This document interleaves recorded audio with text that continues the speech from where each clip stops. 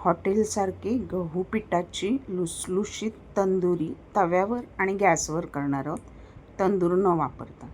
2 cup गव्हाचं normal आपलं जे घरात चपातीसाठी पीठ असतं ते घेतलं आहे. चवीनुसार मीठ, half teaspoon baking powder. Baking पावडरने मऊ लुसलुशीत आणि छान अशी फुगते. आणि 1 चमचा साखर. बेकिंग पावडरवर साखर घातली की बेकिंग पावडर ना छान असे ॲक्टिवेट होते आणि तंदुरी रोटीला एक चव पण येते आणि सॉफ्ट होते.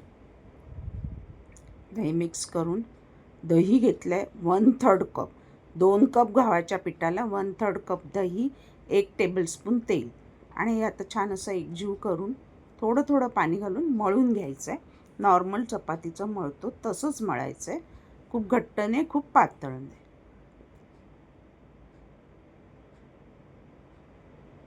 तेल आणि दही छान असं एकजीव करून घेऊया. आणि आता थोडं थोडं पाणी घालून मळून घेऊया.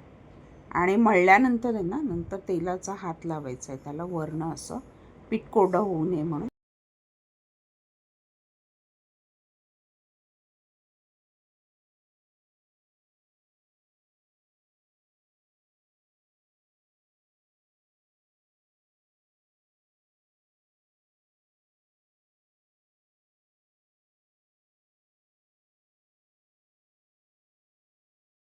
थोडासा तेलाचा हात लावून आहे ना, पीठ 10 मिनटं छान असं रगडून घ्यायचं आहे.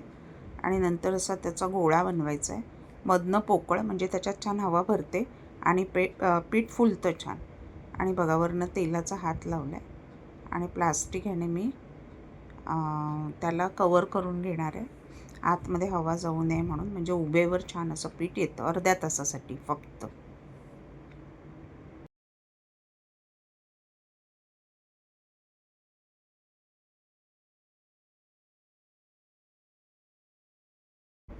अर्धा तास झालं आहे. पीठ छान फुललं आहे पण बघा, आणि मऊ झालं आहे. परत एक छान असं तेलाचा हात लावून त्याला मळून घ्या.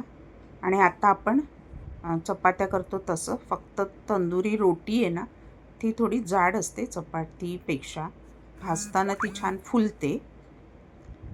आणि तिला गव्हाचं पीठ लावून लाटा किंवा थोडंसं मैदा लावून लाटा, म्हणजे मैदा कमी लागतो लाटताना आणि त्याला लागत नाही. आणि त्याचं पीठ असेल ना रोटीला तर ते जळतं रोटी शेकताना आणि रोटी काळपट होते. थोडासा मैदा लावला आहे मी आणि त्याला असं लाटून घेणार आहे पोळीसारखं मस्त, हवा त्या आकारात गोल. नॉर्मली तंदुरी रोटी छोटीच असते, फार मोठी चपातीसारखी नसते.